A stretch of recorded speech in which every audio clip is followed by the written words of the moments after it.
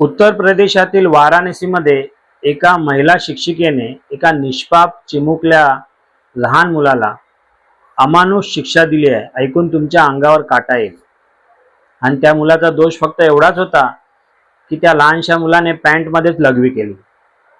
विषय काय आहे चला सविस्तर जाणून घेऊया। नमस्कार, मी विकास गायकवाड, तुम्ही पाहताय इंडिया स्टार 9 आवाज जनतेचा। ही घटना आहे 24 जुलैची। नर्सरीत शिकणारा 5 वर्षाचा एक लहान मुलगा शाळेत होता।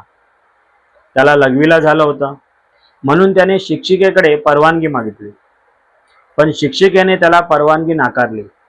मुलाला स्वतःवरती ताबा राहिला नाही आणि त्याने पॅन्टमध्येच लघवी केली।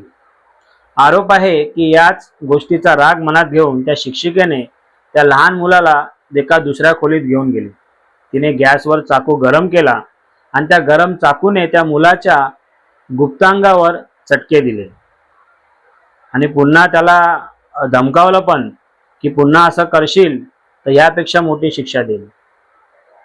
घरी पोहोचल्यानंतर मुलाने आईला आपली वेदना सांगितली। आईने पाहिलं तर त्या मुलाच्या गुप्तांगावर फोड आले होते। त्यानंतर कुटुंबीय तक्रार घेऊन शाळेमध्ये गेले। शाळेच्या वरिष्ठ लोकांना भेटले। मदत करण्याऐवजी शाळेचे लोक ते जे पीडित आई वडील होते त्यांनाच धमकावायला लागले। शेवटी नाईलाजास्तव जे आई वडील होते ते पोलीस स्टेशनमध्ये गेले आणि त्यांनी तिकडे FIR केली। वैद्यकीय तपासणी झाली आणि पुढील तपास सुरू आहे।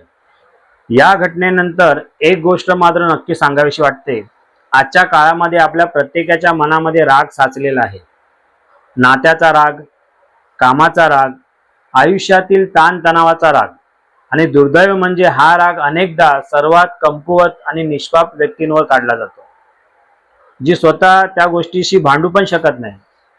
आता या मुलाचा विचार करा, त्याच्या शरीरावर ज्या जखमा झाल्यात त्या एक वेळ बऱ्या होतील, फोड बरे होतील, निशाणी एक वेळ मिटून जाईल, पण त्याच्या मनावर झालेला जो आघात आहे तो आयुष्यभर लक्षात ठेवेल।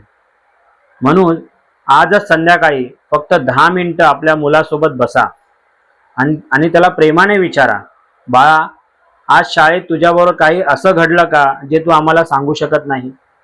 कारण आजच्या काळात हा प्रश्न विचारणं खूप गरजेचं आहे।